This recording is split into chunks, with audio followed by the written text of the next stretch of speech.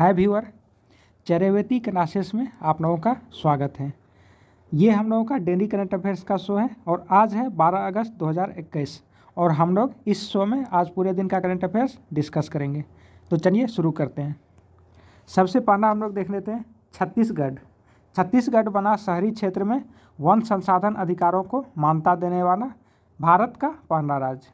छत्तीसगढ़ जो है जितने भी शहरी क्षेत्र हैं उसमें सामुदायिक वन संसाधन मतलब जितने भी वन संसाधन सामुदायिक जगह पे हैं उसको मान्यता देने वाला भारत का पहला राज्य बन गया है। छत्तीसगढ़ सरकार ने 4127 हेक्टेयर से अधिक वन को धमतरी जिले के निवासियों के लिए इसके अधिकार को मान्यता दिया है। बात यहाँ पे छत्तीसगढ़ की आ रही है। हम लोग जानते हैं छत्तीसगढ़ की कैपिटल कहाँ है, रायपुर, जिसको कि अब अटल नगर के नाम से भी जानते हैं। उसके बाद छत्तीसगढ़ के मुख्यमंत्री कौन है, भूपेश बघेल, और छत्तीसगढ़ के राज्यपाल अनुसुईया उइके हैं। नेक्स्ट हम लोग देख लेते हैं IAF यानी इंडियन एयरफोर्स। इंडियन एयरफोर्स ने लद्दाख में दुनिया के सबसे ऊंचे मोबाइल ATC टावर में से एक का निर्माण किया है। भारतीय वायुसेना यानी इंडियन एयरफोर्स, इसको IAF के नाम से भी जानते हैं, इसने लद्दाख के एडवांस लैंडिंग ग्राउंड में दुनिया के सबसे ऊंचे mobile air traffic control tower में से एक का निर्माण किया है। अब बात यहाँ पे IAF की आ रही है। हम लोग जानते हैं IAF यानी इंडियन एयरफोर्स का मुख्यालय कहाँ है, नई दिल्ली में। इसकी स्थापना 8 अक्टूबर 1932 को ही हुई थी और अभी हम लोग के एयर चीफ मार्शल हैं राकेश कुमार भदौरिया। इतना फैक्ट आप लोग IAF से ध्यान में रखिए, कुछ भी एग्जाम में पूछे जा सकते हैं। नेक्स्ट हम लोग देख लेते हैं काकोरी ट्रेन साजिश।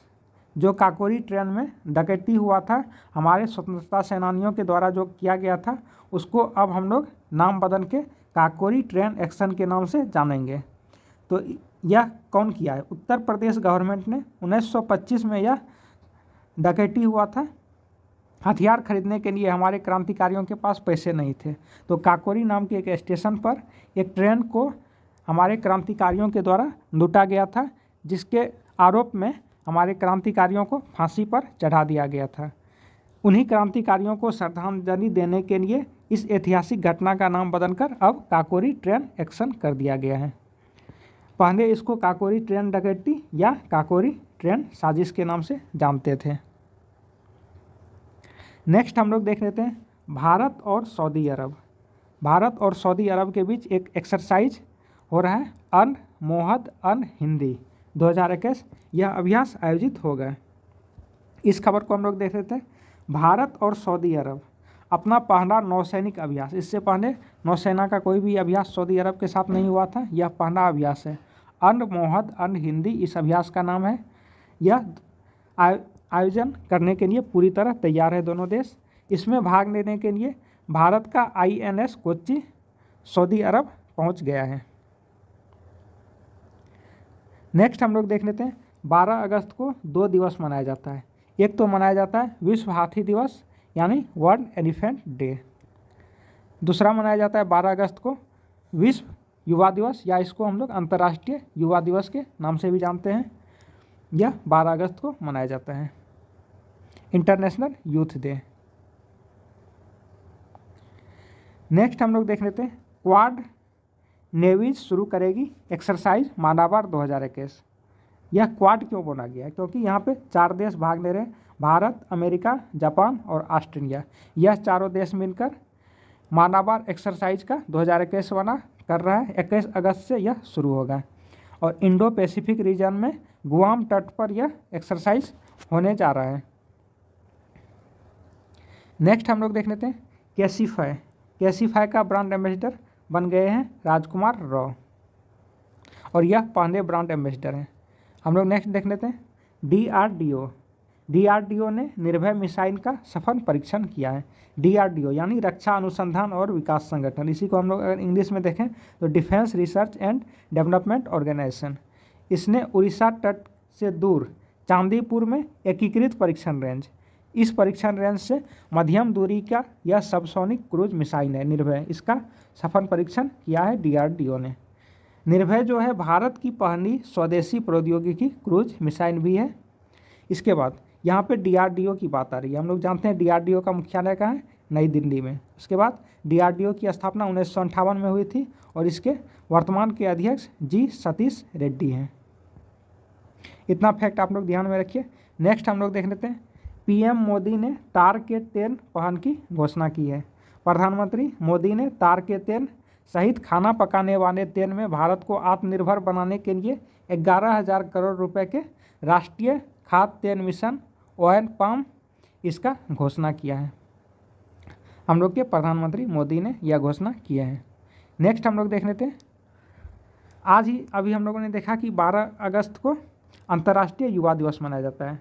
तो इसमें एक और खबर इसके रिलेटेड हम लोग देख लेते हैं, नए वैश्विक युवा विकास सूचकांक, इसमें भारत का रैंक 122वां है। इसमें टोटल 181 देश शामिल हो रहे हैं, जिसमें 122वां स्थान पर भारत है। नेक्स्ट हम लोग देख लेते हैं, ईरान का पहला उपराष्ट्रपति बन गया है मोहम्मद मोखबेर। इस खबर को हम लोग देख लेते हैं, ईरान के राष्ट्रपति इब्राहिम रईसी ने संयुक्त राज्य अमेरिका द्वारा स्वीकृत एक शक्तिशाली राज्य के स्वामित्व वाली नींव के अध्यक्ष को अपने पहले उपाध्यक्ष के रूप में नामित किया है। मतलब इसके उपराष्ट्रपति, उपाध्यक्ष मतलब यहाँ पे क्या हो जाएगा, उपराष्ट्रपति। उपराष्ट्रपति के रूप में नामित किया है किसको, मोहम्मद मोखबेर को। नीरज चोपड़ा जो कि हम लोग के ओलंपिक में स्वर्ण पदक लेकर आए थे, इसके सम्मान में 7 अगस्त को भाला फेंक दिवस के रूप में नामित किया जाएगा। नीरज चोपड़ा के सम्मान में यह किया गया है। इसको कौन कर रहा है, भारतीय एथलेटिक्स महासंघ ने यह फैसला किया है कि नीरज चोपड़ा के सम्मान में 7 अगस्त को भाला फेंक दिवस मनाया जाएगा। नीरज चोपड़ा से पहले अभिनव बिंद्रा ने व्यक्तिगत ओलंपिक स्वर्ण पदक जीते थे और इस बार नीरज चोपड़ा ने यह जीता है। अब बात यहाँ पे ओलंपिक की आ रही है, तो हम लोग जानते हैं एथलेटिक्स फेडरेशन ऑफ इंडिया के अध्यक्ष हैं आदिले जे सुमेरीवाला और एथलेटिक्स फेडरेशन ऑफ इंडिया की स्थापना 1946 में हुई थी और इसका मुख्यालय नई दिल्ली में है। नेक्स्ट हम लोग देख लेते हैं, नीरज चोपड़ा का ही एक और खबर है, बैंकिंग धोखाधड़ी जागरूकता अभियान के लिए RBI ने नीरज चोपड़ा को नियुक्त किया है। जो भी डिजिटल बैंकिंग में धोखाधड़ी होता है उसके खिलाफ लोगों को आगाह करने के लिए RBI ने एक जन जागरूकता अभियान चलाया है, जिसमें RBI ने नीरज चोपड़ा को इसके लिए अनुबंधित किया है, नियुक्त किया है। नेक्स्ट हम लोग देख लेते हैं, 1 अक्टूबर से जब भी किसी ATM में कैश ख़त्म हो जाएगा तो उस ATM पे कुछ ना कुछ दंड लगाएगा RBI, मतलब कुछ ना कुछ फाइन उस पर RBI लगाएगा जो भी ATM से पैसा ख़त्म हो जाएगा। इस खबर को हम लोग देख लेते हैं, RBI यानी भारतीय रिजर्व बैंक ने ATM की गैर पुनः पूर्ति के लिए दंड की योजना शुरू करने की घोषणा की है। इससे क्या होगा, जो भी ATM में पैसा ख़त्म हो जा रहा है उस ATM पे फाइन लगाया जाएगा RBI के द्वारा, ताकि जो भी पब्लिक है उसको कोई भी कष्ट ना हो। बात यहाँ पे RBI की आ रही है, हम लोग जानते हैं और बहुत बार इस चीज़ को रिवीजन भी कर चुके हैं। RBI के 25वें गवर्नर कौन है, शक्तिकांत दास, मुख्यालय मुंबई और इसकी स्थापना 1 अप्रैल 1935 को कोलकाता में हुई थी। नेक्स्ट हम लोग खबर देख लेते हैं पुस्तक और लेखक से। सुधा मूर्ति नाम की एक लेखक हैं जिसने how the earth got its beauty इस नाम से एक पुस्तक लिखी है सुधा मूर्ति ने। दूसरा पुस्तक हम लोग देख लेते हैं, अनुराधा रॉय ने द अर्थ स्पिनर नाम की पुस्तक लिखी है।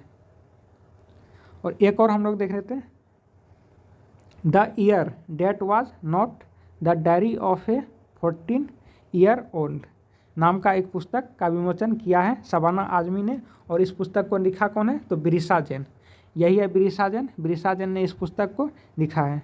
पुस्तक का नाम आप लोग ध्यान से देख लीजिए, the year date was not the diary of a 14-year-old। यह पुस्तक जो है कोरोना वायरस पे आधारित है, जिसमें कि एक 14 साल की लड़की का जिक्र है जो कि कोरोना वायरस को अभी नया देख ही रही है, उसके बारे में इस पुस्तक में लिखा गया है। बिरिशा जैन ने यह पुस्तक लिखा है। वीडियो पूरा देखने के लिए थैंक्स। इस वीडियो को अपने दोस्तों के साथ शेयर करें, साथ ही चैनल को सब्सक्राइब करें। Thank you.